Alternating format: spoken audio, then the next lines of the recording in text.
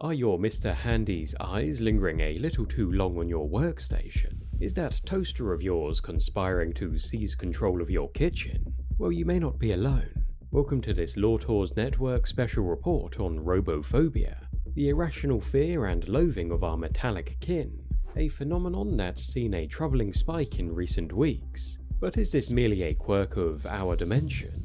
Or is mankind's distrust of machines a universal constant? To find out, we've dispatched our investigators to a world where robots are not only more sophisticated than ours, they are woven into the very fabric of daily life, the Fallout universe.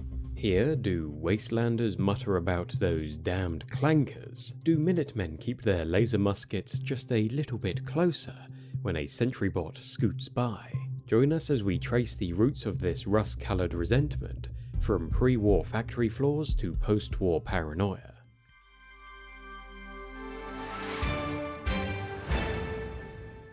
Picture a bright, atomic-powered Saturday morning.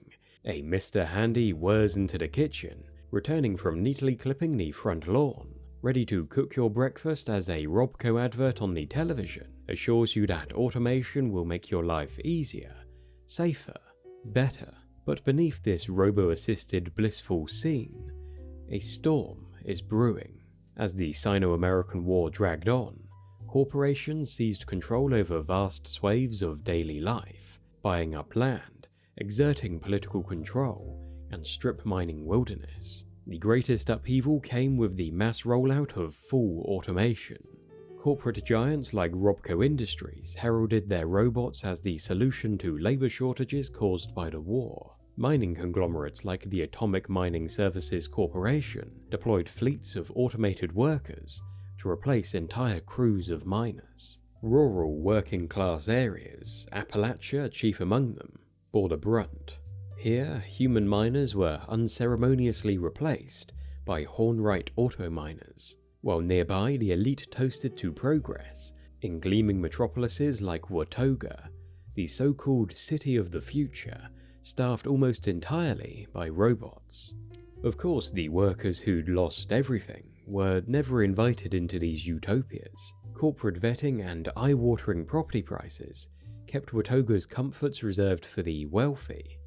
Meanwhile, in surrounding towns, livelihoods in construction, agriculture, policing, and even the military were stripped away and handed to machines. This bred a violent, bitter hatred towards the corporations and their machines amongst the downtrodden local workers, and it was only a matter of time before it ignited. In October 2077, tensions boiled over when Atomic Mining Services attempted to forcibly evict families in Welch, West Virginia. The confrontation spiraled into gunfire, and within days, Appalachia was in open revolt. Roads were blockaded, robots were destroyed, the homes of executives were vandalized, and slogans like "Block the Bot" and "People Before Machines" blazed from protest signs. This wave of unrest became known as the Automation Riots of 2077, and any hope for a peaceful de-escalation of these riots died when the National Guard arrived, flanked not only by troops and armoured personnel carriers, but by a new fleet of strikebreaker combat robots. Picket lines were broken by machines, and fortified protest camps were stormed under withering fire from both man and robot. The bloodshed ensured that robophobia would spread far beyond Appalachia, to industrial hubs like Pittsburgh, where workers would begin to fear what would happen to them should they stand up for their jobs. Except, within weeks, the point was rendered moot. On October 23, 2077, the bombs of the Great War fell. The riots, the corporate maneuvering, the job fears, all obliterated alongside the cities and people of the old world. The new world that emerged would face different problems. But did robophobia find new ways to survive? In the new wasteland, even robots were now unemployed, though good luck telling them that. Many, bound by pre-war programming, simply carried on, patrolling empty warehouses, tending to gardens that had long since turned to weeds, or barking military orders to the wind. Without maintenance, some degraded into unpredictable hazards, A wanderer might find an abandoned mall, only to be charged by a protectron, convinced that they were loitering without a permit. Everyday robophobia became less about economic rivalry and more about survival, settlers muttering "rust bucket" under their breath, travelers giving wide berths to stray Mr. Gutsies. Still, in many communities, robots were tolerated as guards or laborers, useful so long as you could trust their circuits. Trust was in short supply, however, when the so-called mechanist emerged in the Boston Commonwealth. Her army of robots, intended to defend innocents, rapidly devolved into indiscriminate killing machines thanks to a logic error in their programming. Stories of caravans wiped out by assaultrons spread like wildfire, reigniting fears that a robot on the horizon was a herald of death.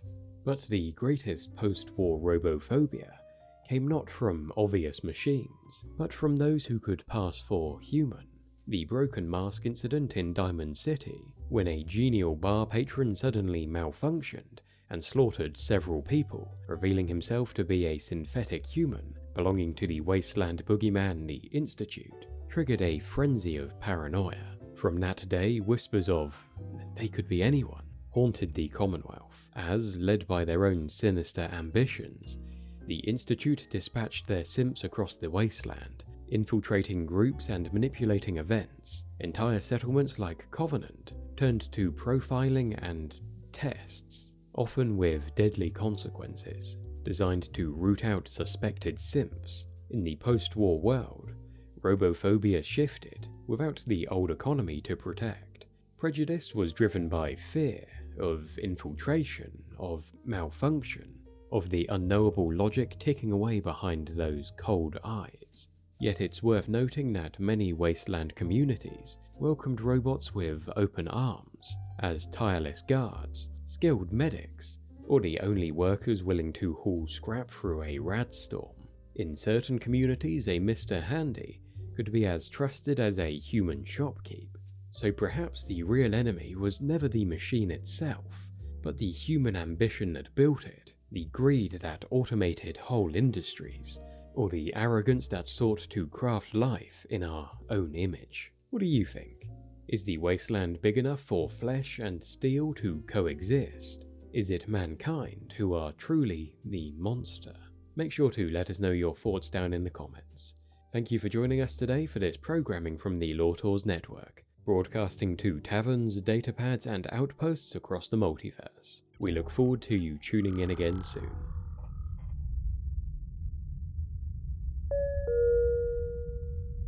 Attention travelers. Insulting a border droid will not make your luggage arrive faster. It will, however, ensure it's accidentally delivered to a supernova. Thank you.